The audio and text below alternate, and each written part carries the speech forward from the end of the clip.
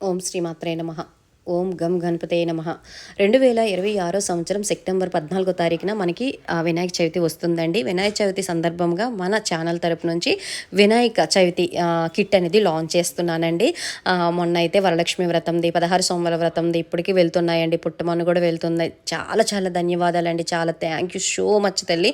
నేను 3 వీక్స్ అయ్యింది అప్పటికి నేను స్టార్ట్ చేసి. చక్కగా నాకు 100 దగ్గరలో అయితే చాలామందికి కొరియర్ చేశాను. చాలా మంచిగా రెస్పాన్స్ వచ్చిందండి. అలాగే వినాయక చవితి కిట్ కూడా లాంచ్ చేస్తున్నాను. ఎవరికైనా కావాలంటే పైన స్క్రీన్ పైన నెంబర్కి నాకు వాట్సాప్ చేయండి, ఓకేనా.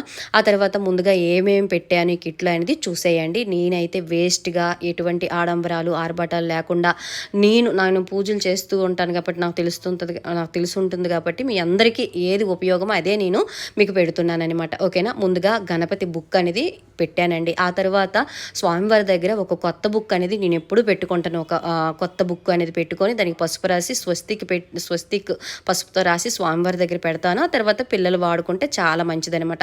ఆ తర్వాత తెల్ల జిల్లేడు అండి. ఈ తెల్ల జిల్లేడు అనేది కొంతమంది ఒరిజినల్ అమ్ముతున్నారు, కొంతమంది ఫేక్ వే అమ్ముతున్నారండి. అది ఒకసారి బ్యాక్ సైడ్ ఒకసారి మనకి గీర్ లాగా వస్తుందనమాట. అది మీరు చూసుకోండి, అది ఒరిజినలా కాదా బయట కొనుక్కున్న వాళ్ళకైనా చెప్తున్నాను అనమాట. ఈ తెల్ల జిల్లేడుతో ఎవరైతే పూజ చేస్తారో వాళ్ళకి చాలా చాలా మంచి అనేది జరుగుతుందండి. ఎందుకంటే సాక్షాత్తు తెల్ల జిల్లేడు ఏరులో గణపతి స్వరూపం అని భావిస్తామన్నమాట. అందుకే తెల్ల జిల్లేడు అయితే ఇస్తున్నానమాట. ఆ తర్వాత పసుపు కుంకుమ అండి. ఈ తెల్ల జిల్లేడు అనేది చక్కగా మనము ఆ రోజు కడిగేసుకొని చక్కగా పసుపులో కొంచెం రోజ్ వాటర్ పెడుతున్నానండి. రోజ్ వాటర్లో పసుపు కలిపి తెల్ల జిల్లేడు మొత్తం ఆ పసుపు రాయండి. తెల్ల జిల్లేడుకి మొత్తం ఆ ఫోటోకి రాసేసి బొట్టు పెట్టి పూజించుకోండి. అది సంవత్సరం అంతా మీ ఇంట్లో ఉంటే చాలా మంచిది. సంవత్సరం తర్వాత నెక్స్ట్ వినాయక చవితికి అది మీరు నిమగ్నం చేసుకోవచ్చు. సంవత్సరం అంతా మీరు దాన్ని పూజ చేసుకుంటే చాలా మంచిది. ఆ తర్వాత పసుపు కుంకుమ ఇస్తున్నానండి. అలాగే తెల్ల జిల్లేడు ఒత్తండి. స్వామివారికి తెల్ల జిల్లేడు ఒత్తుతో ఆ రోజు దీపారాధన చేస్తే చాలా మంచిదండి. ఆ తర్వాత స్వామివారికి ఎరుపుదనం అంటే చాలా ఇష్టం కాబట్టి ఎరుపు ఒత్తి ఒకటి పెట్టాను. అలాగే వస్త్రం అండి. ఈ తెల్ల జిల్లేడు ఒత్తి అనేది ఏం చేయాలంటే మనము మామూలు ఒత్తు పెడతాం కదండి, ఆ ఒత్తులో కలిపి నలిపి దానిలో మనము నూనెలో వేసి చక్కగా దీపారాధన చేసుకోవాలి. డైరెక్ట్గా మీరు తెల్ల జిల్లేడు ఒత్తలకు వేయకండి.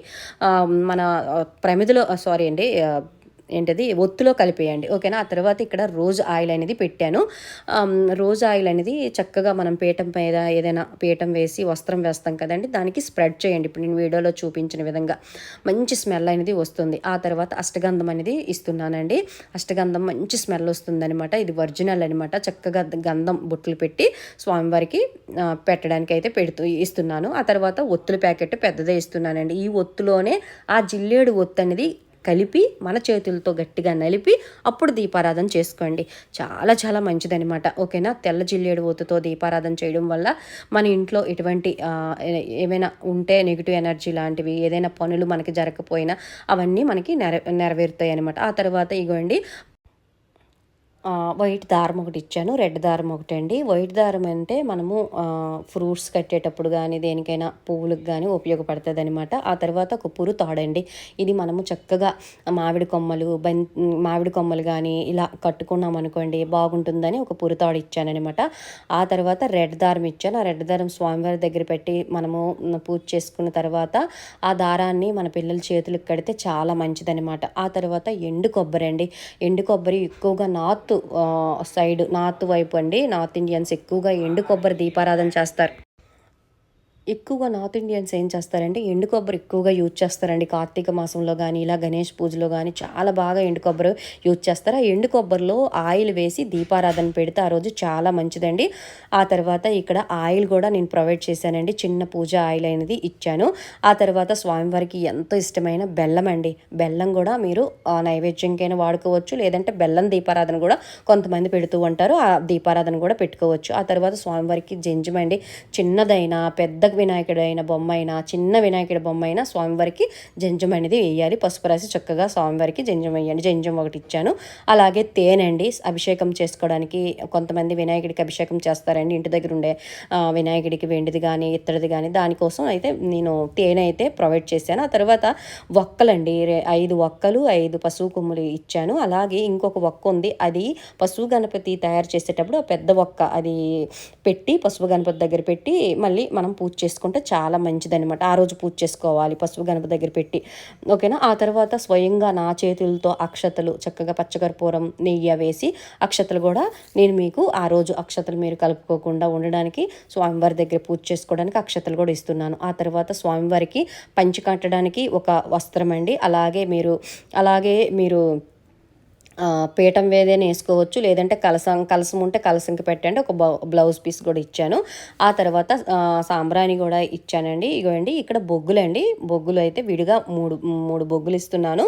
ఉదయంకి సాయంత్రంకి చక్కగా మీరు దీపారాధన అంటే ధూపం వేసుకోవడానికి. అలాగే స్వామివారికి ఎంతో ఇష్టమైన ఖర్జూరం అండి. ఖర్జూరాలు కూడా ఒక 9 ఇస్తున్నాను స్వామివారికి తాంబూలంలో పెట్టుకోవడానికి, స్వామివారికి నైవేద్యం పెట్టుకోవడానికి. ఆ తర్వాత ధూప్ టిక్స్ కూడా, ఇన్స్టెంట్ ధూప్ టిక్స్ కూడా ఇస్తున్నాను.